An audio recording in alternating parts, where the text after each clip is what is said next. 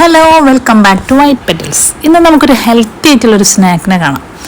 അപ്പോൾ ആദ്യം തന്നെ ഒരു പാൻ എടുത്തിട്ടുണ്ട്. അതിലേക്ക് ഓയിൽ ഒഴിച്ച്, നമ്മൾ കുക്കിംഗ് ഓയിൽ ഉണ്ടല്ലോ, വെളിച്ചെണ്ണ, അതന്നെ ഒഴിച്ച് കൊടുക്കുക. അതാകുമ്പോഴാണ് ബെസ്റ്റ് ടേസ്റ്റ് ഉണ്ടാവും കേട്ടോ. പിന്നെ വെളുത്തുള്ളി ഇഞ്ചി പേസ്റ്റ് ചേർത്തു, സവാള ചേർത്ത് കൊടുത്തു. വലിയൊരു സവാള ഉണ്ടായിനി, അപ്പോൾ അതാണ് മുഴുവനായിട്ടും ചേർത്ത് കൊടുത്തു. എല്ലാ സംഭവങ്ങളും നമ്മൾ ഏറ്റവും ചെറിയതായിട്ട് കുനുകുനാന്ന് അരിഞ്ഞെടുക്കണം. ഞാൻ ചോപ്പറിലിട്ടിട്ട് ജസ്റ്റ് ഒന്ന് ചോപ്പ് ചെയ്തെടുത്തിട്ടുള്ളതാണ്. അത് നന്നായിട്ടൊന്ന് വഴറ്റി കൊടുത്തതിന് ശേഷം പച്ചക്കറികൾ നമുക്ക് എന്താണോ കയ്യിലുള്ളത് അത് മുഴുവനും ചേർത്ത് കൊടുക്കുക. നമ്മൾ ഇതുപോലെ ചേർക്കാൻ കഴിയുന്ന ടേസ്റ്റിൽ വലിയ വ്യത്യാസം വരാത്ത സംഭവങ്ങൾ വേണം നമ്മൾ ചേർത്ത് കൊടുക്കാൻ. ഞാൻ ക്യാരറ്റും ക്യാപ്സിക്കുമാണ് ചേർത്ത് കൊടുത്തിട്ടുള്ളത്. അത് രണ്ടും ഇതുപോലെ തന്നെ ചോപ്പറിലിട്ടിട്ട് നന്നായിട്ട് ചോപ്പ് ചെയ്തെടുത്തതാണ്. നന്നായിട്ടൊന്ന് വഴറ്റിയതിൻ്റെ ശേഷം ചിക്കൻ എല്ലില്ലാത്ത പീസ് അതൊരു 100 ഗ്രാം എടുത്തിട്ടുണ്ട്. അതും ഞാൻ ചോപ്പറിലിട്ടിട്ട് നന്നായിട്ട് ചോപ്പ് ചെയ്തെടുത്തിട്ട് അതും ചേർത്ത് കൊടുത്തു. എന്നാൽ നന്നായിട്ട് വഴറ്റി കൊടുക്കുക. ഇനി ലോ ഫ്ലെയിമിൽ വെച്ചിട്ട് കുറച്ച് സമയം നമുക്ക് അടച്ചു വെച്ച് ഒന്ന് വേവിച്ചെടുക്കാം. ചിക്കനൊക്കെ നന്നായിട്ടൊന്ന് വെന്ത് കിട്ടണം. പിന്നെ അതുപോലെ സോഫ്റ്റ് ആയിട്ട് നല്ല ചെറിയ പീസസ് ആയതുകൊണ്ട് തന്നെ പെട്ടെന്ന് തന്നെ സോഫ്റ്റായി കിട്ടും. ഇനി മസാലകൾ ചേർക്കാം. കുരുമുളക് പൊടി, ഗരം മസാല, ഉപ്പ്, മഞ്ഞൾപ്പൊടി, കുറച്ച് മുളക് പൊടി. ഞാൻ മുളക് പൊടിക്ക് പകരം ഈ ഒരു സംഭവമാണ് ചേർക്കുന്നത് കേട്ടോ, ക്രഷ് ചെയ്തിട്ടുള്ള മുളക്.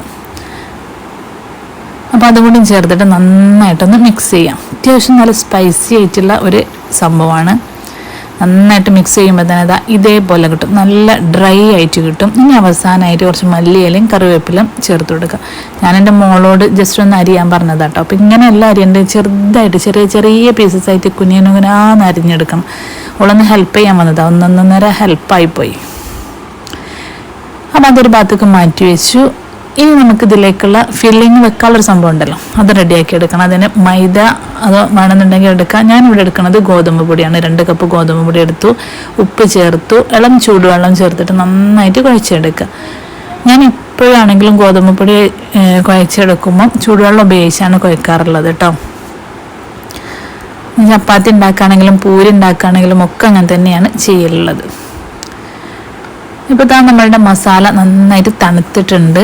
ഈ ഒരു സമയത്ത് നന്നായിട്ട് തണുത്തിട്ട് വേണം നമ്മൾ ഇതിലേക്ക് ചേർത്ത് കൊടുക്കാൻ കേട്ടോ.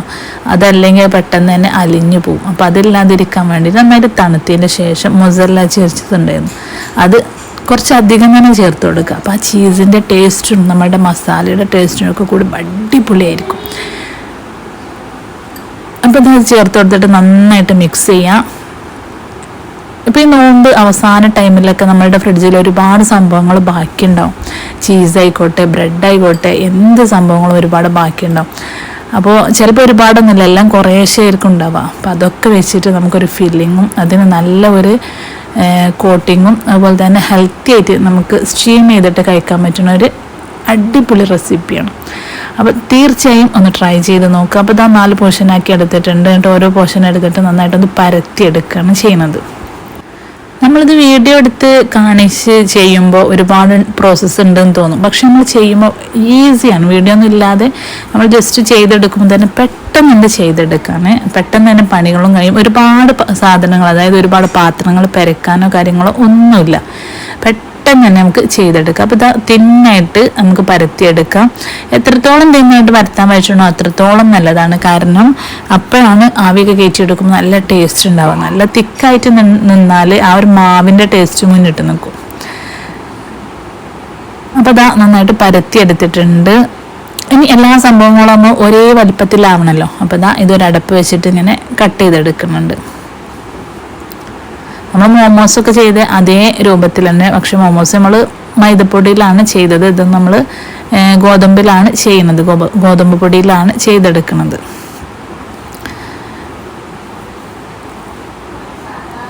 അപ്പോൾ ഇതുപോലെ നമുക്ക് കിട്ടിയിട്ടുണ്ട് നല്ല അടിപൊളിയായിട്ടുള്ള നല്ല പപ്പട രൂപത്തിലുള്ള സംഭവങ്ങൾ. ഇനി ഇതിലാണ് നമ്മൾ ഫില്ലിങ്ങും കാര്യങ്ങളും ഒക്കെ വെച്ചെടുക്കേണ്ടത്. അപ്പോൾ മുഴുവൻ റോളുകളും വെച്ചിട്ട് നമുക്ക് മുഴുവനായിട്ട് ഇതുപോലെ പരത്തിയെടുക്കാം.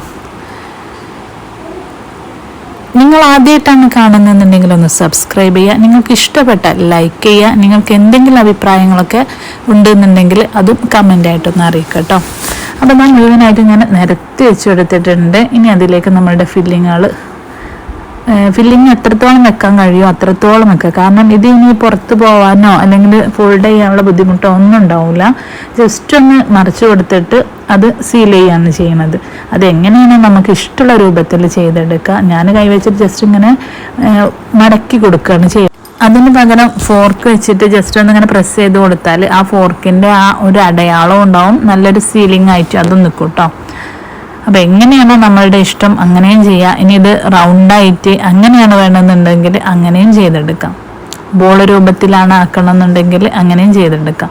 എങ്ങനെയായാലും കട്ടില്ലാതെ വേണം നമ്മളിത് ചെയ്തെടുക്കാൻ. അപ്പോഴാണ് ഇതിന് കറക്റ്റ് ടേസ്റ്റ് വരിക. ആ മസാലയുടെ ആ ഒരു ചീസിൻ്റെ ടേസ്റ്റാണ് മുന്നിലേക്ക് വരേണ്ടത്.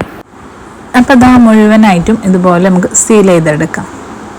പിന്നെ ഇതുപോലെ നിരത്തി വെച്ചിട്ട് നമ്മൾ ഫില്ലിങ് വെക്കുമ്പോൾ നമ്മൾ ഉണ്ടാക്കിയ ഫില്ലിങ് അത് കറക്റ്റായിട്ട് നമുക്ക് ഓരോന്നിലും വെച്ചെടുക്കാൻ പറ്റും.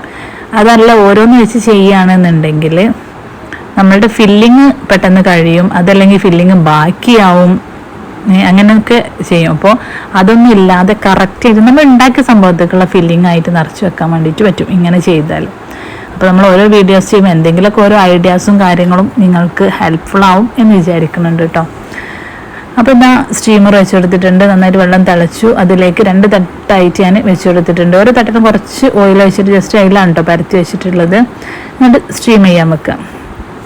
കറക്റ്റ് ഒരു 17 മിനിറ്റ്, 18 മിനിറ്റ്, 20 മിനിറ്റ് ഈ ഒരു ഇടയിൽ വേണം നമ്മൾ തുറന്ന് നോക്കാൻ. അതിൽ കൂടുതൽ വെക്കണ്ട. അതിൽ കൂടുതലായാൽ നല്ല ഹാർഡായിപ്പോവും, കഴിക്കാൻ വലിയ ടേസ്റ്റ് ഉണ്ടാവില്ല. അതായത് ഓവർ കുക്കാവാന്നൊക്കെ പറയില്ലേ, അങ്ങനത്തെ സംഭവം. ഇപ്പോൾ കറക്റ്റ് 17 മിനിറ്റാണ് ഞാൻ എടുത്തിട്ടുള്ളത്. അപ്പോൾ നന്നായിട്ട് വെന്ത് നല്ല അടിപൊളിയായിട്ട് കിട്ടിയിട്ടുണ്ട്.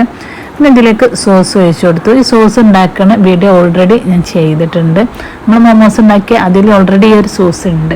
അപ്പോൾ അതെങ്ങനെയാണെന്ന് വെച്ചാൽ ഒലീവ് ഓയിലിൽ വെളുത്തുള്ളി ഇട്ടിട്ട് ജസ്റ്റ് ഒന്ന് മൂപ്പിച്ചെടുക്കുക. എന്നിട്ട് അതിലേക്ക് ചില്ലി ഫ്ലേക്സ് ചേർത്ത് കൊടുക്കുക, ഉപ്പ് ചേർക്കുക, പിന്നെ ടൊമാറ്റോ കെച്ചപ്പ് ഉണ്ടെങ്കിൽ അത് കെച്ചപ്പിന് ചേർത്ത് കൊടുക്കുക. അതും ചേർത്തിട്ട് നന്നായിട്ടൊന്ന് മിക്സ് ചെയ്യുക. നന്നായിട്ടൊന്ന് തിക്കായതിൻ്റെ ശേഷം മാത്രം ഓഫ് ചെയ്യുക. എന്നിട്ട് കുറച്ച് വിനെഗറും കൂടിയും ചേർത്താൽ അടിപൊളി സോസാവും കേട്ടോ.